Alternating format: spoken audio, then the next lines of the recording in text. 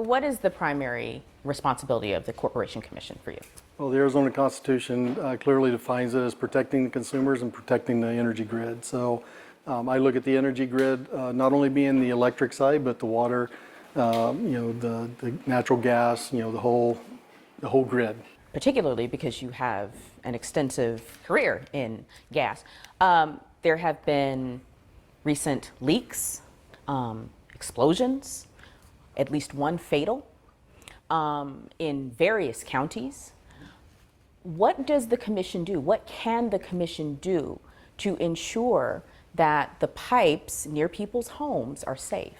Well, really, it's incumbent not only on the commission and staff, but it's also on the utilities as well. And whether it's Kinder Morgan or Southwest Gas or any other utility, they need to ensure that they're providing a safe, reliable product. And on the natural gas side, I know Southwest Gas had some problems with delamination of pipe.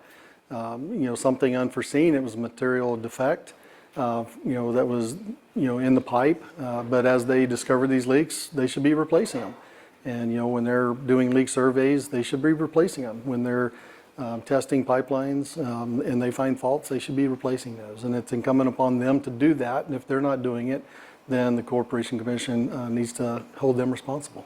The commission, there are 5 people with limited staff. How does the commission ensure this utility is doing what it's supposed to do to protect people?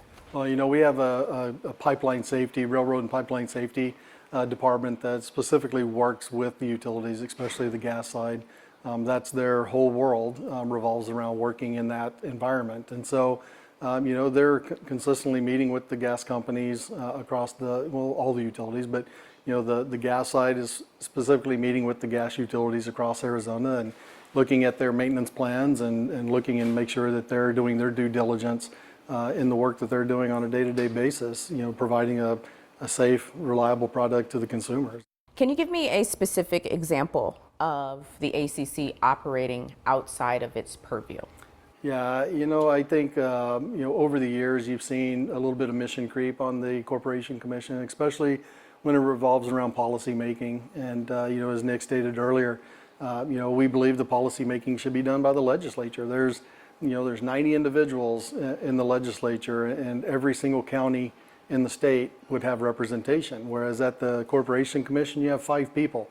And that means you only need 3 for a majority. And there's no reason why 3 people should be deciding the energy future and setting policy for the entire state of Arizona. And so, the policy making really needs to go back to the legislature where it belongs and keep the Corporation Commission in its lane, which means, doing what the Constitution tells us that our job is, and that's protecting consumers and protecting the grid. Now, the legislature is, the majority is Republican. If it reverses, if the majority becomes Democrat, do you feel the same way? Absolutely. I mean, our job is not to set energy policy. That's the legislature's job. And I think, from what Nick stated earlier, the Johnson utility case, when Justice Gould did the opinion on that, he said that, our job, the policy making belongs in the legislature, and we have permissive authority to do that if the legislature doesn't act. And so, it has to work both ways. It's all or nothing. And you can't pick and choose. So whether it's a Republican-controlled legislature or a Democrat-controlled legislature, your job is to regulate the utilities to ensure that we're protecting the consumer and protecting the grid, and that's it. Do the utilities have a responsibility to compensate coal-impacted communities as these things ramp down, particularly because of the resources that were used in these communities, used up, and in many cases polluted, to power the valley? I don't. I think there's responsibility, that goes to the community itself. I think there's, a lot of these communities were impacted by EPA, back during the Barack Obama administration, where they really pushed to eliminate coal. The Hayes rules are what's causing these coal plants to shut down. And so, the federal government's the one that is pushing these mandates and forcing the closure. So it should be the federal government that lends its hand. From the 1960s, these communities have been mined and water used and in some cases, in many cases, taken advantage of to the benefit of all of us. Do utilities, not asking if they have sole responsibility, but do they bear any? I don't think so. I mean, when you look at some of the coal communities, back east, in Virginia and so forth, are the states, bailing out, the coal mining communities that are no longer mining coal. Some of those communities have been devastated by the lack of mining now, since we starting to transition away from coal. So, whose responsibility is it? The companies come in, they set up shop, they pay really good wages, and the people work in those communities for a long time.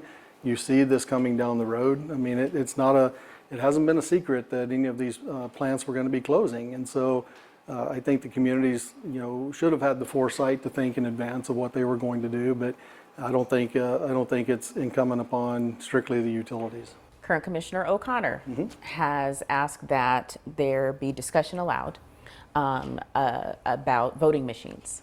Is that something that you think is an appropriate use of commission time? I honestly, I wouldn't have gone down that route. Our job really, again, is to protect the grid and protect the consumers, and that's what we need to be focused on. And anything outside of that really shouldn't be within our purview. That's a battle for the legislature to fight.